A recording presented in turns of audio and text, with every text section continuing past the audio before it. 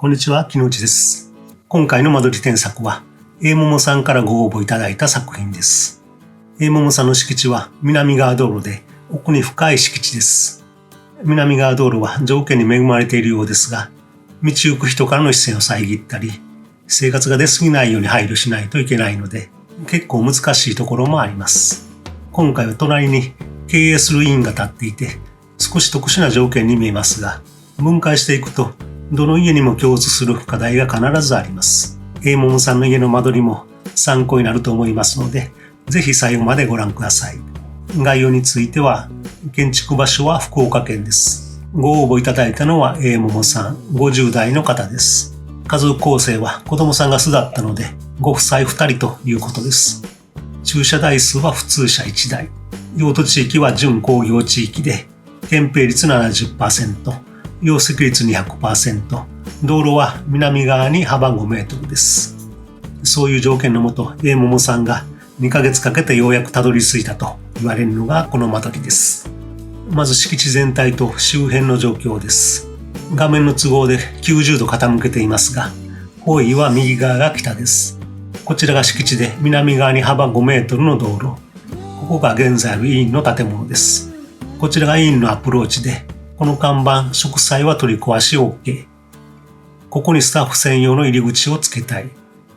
この辺りに自宅との連絡通路を設けたいと書かれています。こちらに浄化槽があって、敷地の東側と北側に水路が流れています。今回の計画は、現在委員の横に建っている住宅の建て替えです。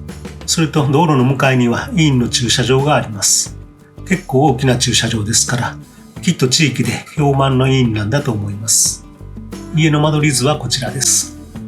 車1台分の駐車スペースがあって、その奥に塀を設けて、こちらが門になっています。門の戸を開けると、奥に長い路地が続いています。この水路もきれいな水が流れていそうですので、すごく良いアプローチになりそうです。飛び石をずっと奥まで進むと、正面につくばいがあって、左手が玄関です。玄関を入ると正面が中庭になっていて、左に進むと LDK、右に進むと和室と水回り、寝室です。LDK は南側にリビングを配置して、ハイサイドライト、障子、電動スクリーンと書かれています。ソファーとテーブル、この壁にはテレビと机、レコードや CD、本の棚、バーカウンターが並んでいます。そして玄関に近いところがダイニングで、その奥にキッチン、パントリーです。ここで委員と行き来できるようになっています。そして玄関から右側の部分は中庭に面して和室があって、炉が切られています。お茶をされているんでしょうね。その奥にベッドルームがあります。収納部分の面積が大きくて、こちらがウォークインクローゼットで、着物、帯、小物と書かれています。クローゼットにつながる洗面とお風呂。その手前にトイレ、シューズクローブです。こういう南側道路に面する平屋の建物です。Aももさんはこのように間取り作成の背景や問題点を書かれています。最初に自分なりに間取りを考えながら気づいたことは、間取りを書くことは自分を知ることだと書かれています。まさしくその通りだと思いますが、確信をついた言葉に引きつけられました。そして次に家のタイトルがついています。狭い間口に2つの顔。これについては後ほど出てきますが、今回のテーマをうまく表現されています。テーマが明確になると考えやすいですね。家族構成は、ご主人が歯科医師で、奥様は歯科衛生士。ご主人は細かい作業が多く、神経を使う仕事なので、夕食後にリビングで過ごす時間が楽しみ。リビングのスクリーンで映画を見たり、集め始めたウイスキーをちびちび飲んだり、気分が良ければギターを弾いたりと、趣味を生かし気分転換をしているようです。奥様の方は長年お稽古に通っているにもかかわらず上手にならないお茶。コロナ禍で好きな着物を着て通うこともはばかられる。また仲良しのご夫婦5、6組と我が家でのお酒と楽しいおしゃべりの時間ももう少しお預けと書かれていて、責任ある仕事をするためには息抜きの時間も必要ですし、やはりご友人との楽しい時間が究極の贅沢なんだと思います。建物のイメージとして、もうすぐ還暦なので、健康的、エコハウスで安全、パッシブに興味あり、に生活したい。リラックス要素として広いリビング、適度な植栽。南の道路側が病院と自宅の入り口になるが、二つの顔として大切な場所と考えている。そして間口が狭いが車も止めたい。また自宅と病院の区別もつけたい。これが最初に出てきた今回のテーマになります。医院へのアプローチは駐車スペース側を向いていますので、すごく大切に考えられていることはよくわかります。それから病院側にスタッフ専用入り口と病院と自宅の連結部分が欲しい。仏間を兼ねた茶室が欲しい。水屋は必要なし。小上がりにして炉を切りたい。ねじり口があると嬉しい。建て替えは現像よりも小さく40坪程度に抑えたいので平屋。全体的にシンプルモダンな雰囲気が好き。大きめな格子の障子や壺にはアクセントに大川組子、アマン京都のような大きめの組子の障子はリビングに使っても違和感はありませんのでいいと思います。大川組子は地元の技術なんですね。パントリーに勝手口、ゴミ出し、荷物の出し入れ。今使用しているリッツウェルのソファー、椅子、机、テーブル、150センチの電動スクリーンを使いたい。リッツウェルの家具ということで、大体お好みはイメージできます。それから和室と寝室を小上がりにしている。問題点として、南の道路側の外交、簡易的な門で区別、車の位置、玄関へのアプローチ、YouTube を見て熟考するもアイデアは浮かばず、リビングを南に設定しているが、窓の大きさは日射との関係、道路に面しているためプライバシーを守れるか、ハイサイドライト。浄化槽が北東部にあり、業者の清掃時は道路側より東側を通り、敷地奥に入るようになると、テーマや問題点を明確に書いていただきました。もう一度桃さんが書かれた間取りを見ていきますと、まず道路に対して駐車スペースの後ろに塀を設けているのがいいと思います。ただ塀と建物の距離が短くて庭らしい庭が取れないので、リビング部分をもう少し後退させてはいかがでしょうか。そうすれば南側道路なので十分な日照を得られます。ハイサイドライトを設けるよりも低い軒を出した方が夏の日差しを遮ることができて、よりパッシブな建物になります。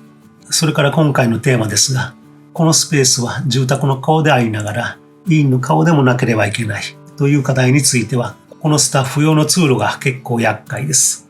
ゴミ置き場を奥に入れて、ここに扉をつけるとしても、あまり目立たないようにして、医院のアプローチ空間を損なわないようにしたいところです。この辺りまで塀を交代できればすっきり収まりそうですが、建物が平屋では収まらなくなりますので、そこまでは下げずに考えます。ここは後ほど検討してみたいと思います。門入って長く続く路地はとてもいいです。敷地の環境を生かした見事な案で、これで建物の骨格は決まりです。室内の間取りについてもよく考えられていて、複雑な条件をうまく整理されています。玄関の左手、南側のゾーンを見ていきますと、南に面する間口はそれほど広くありませんが、その一番条件の良い南側をリビングとして、お持ちの家具やホームシアター用のスクリーンを収めています。スピーカーもあるのだと思います。それからこのダイニングの位置は南側の窓からは離れますが、その分中庭を設けて光や緑を取り入れています。この辺りもうまいです。この渡り廊下で医院につながっています。院長室につながるので非常に便利ですが、ただこれについてはここは切り離して屋根をかける程度になると思います。建築的につなげることは構造上も難しいですし、法的にもいろいろな規制がかかりますので、建物を分けてしまって、確認申請上敷地も分けるのが現実的だと思います。これはあくまでも建築確認のための境界ですので、登記上分筆する必要はありませんが、こういう境界線を設けることになります。この辺は実際依頼される建築士さんにご相談ください。委員の先生は激務ですので、昼休みでも少しでも休養できる時間は大切です。こんな風に行き来できる通路があると便利ですし、リラックスするためにこのダイニングの空間も大切にされているのだと思います。キッチンの横にはパントリーがあって、ゴミを出したり荷物を運んだりできるように出入り口を設けておられます。玄関の右側、北側のゾーンもよくまとまっています。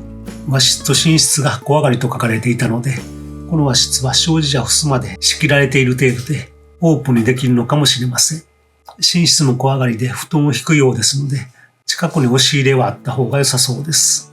気になったのはそれくらいで、基本的な考え方は問題ありませんので、大きなレイアウトは変えずに、以上の点を修正したいと思います。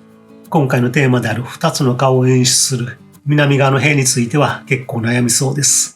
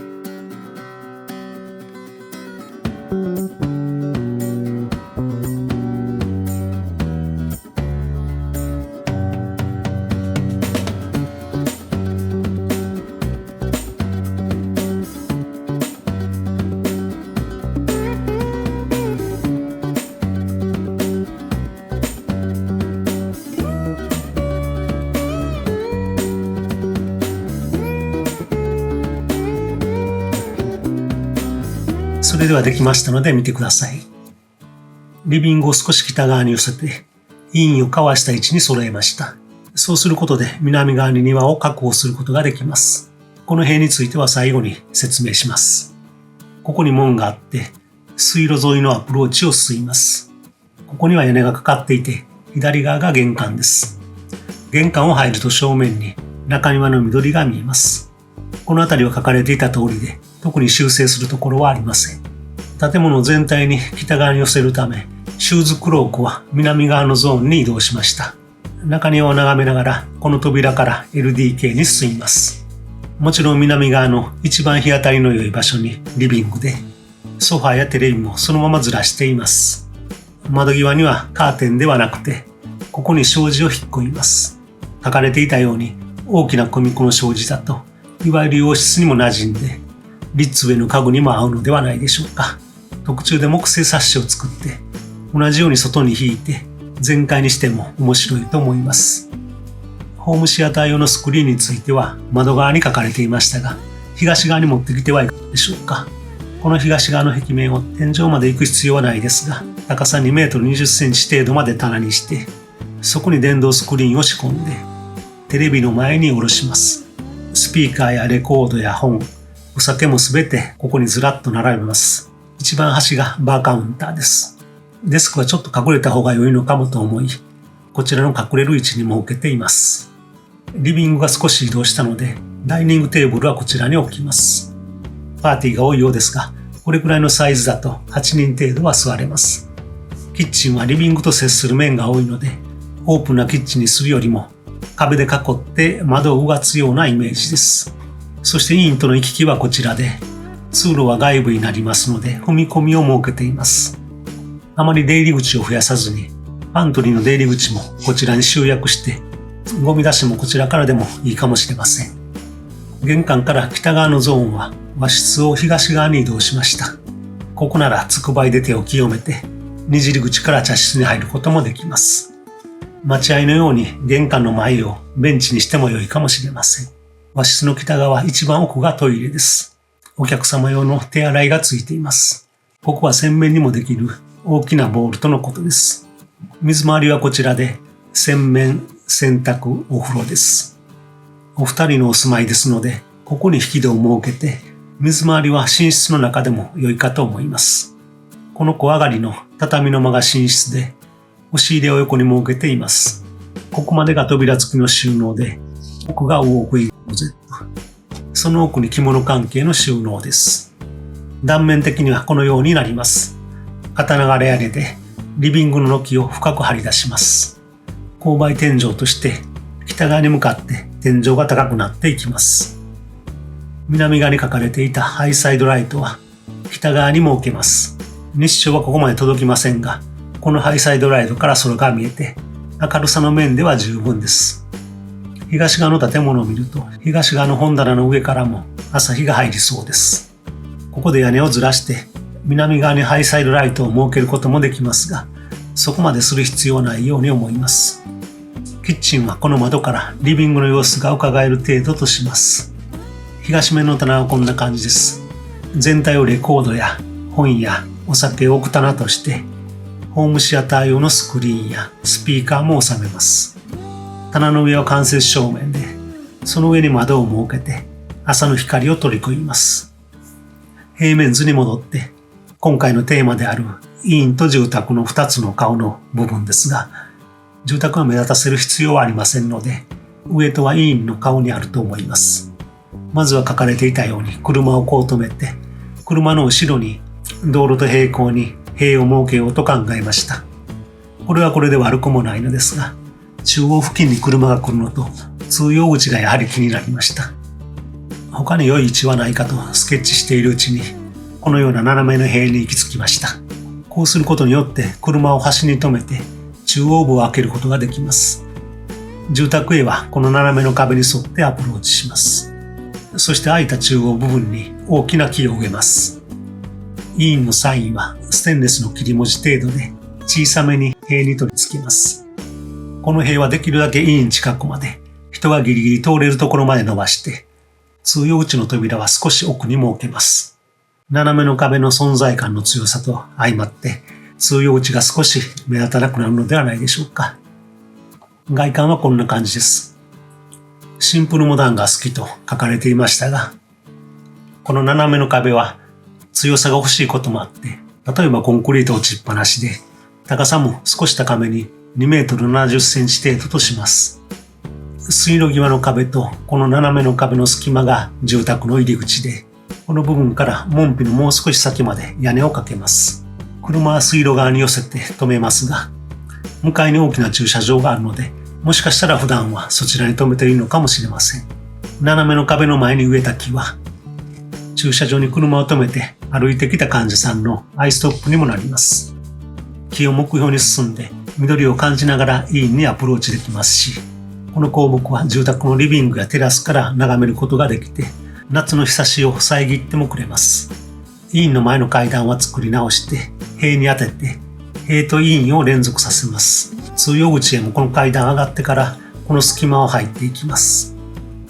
ということで、今回テーマであった2つの顔を持つアプローチ部分については、住宅と医院へ誘導する壁としてこのような斜めの壁を提案させていただきます。建物自体は平屋ですのでほとんど見えません。住宅と道路を仕切るこの斜めの壁が住宅と医院の印象を決める大切なものになります。いかがだったでしょうか。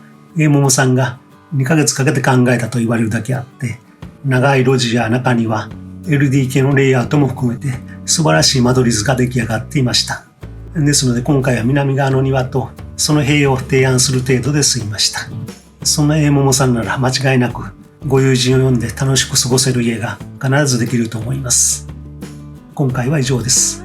それではまた次の動画でお会いしましょう。